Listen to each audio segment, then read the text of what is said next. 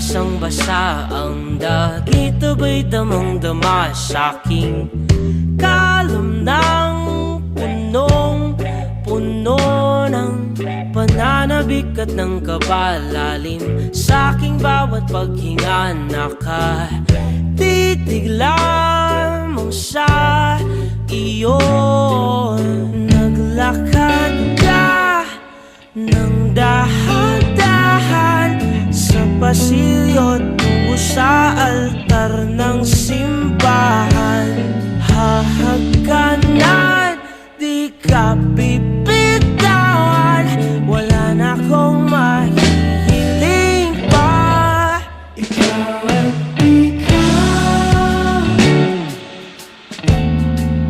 ikaw at ikaw.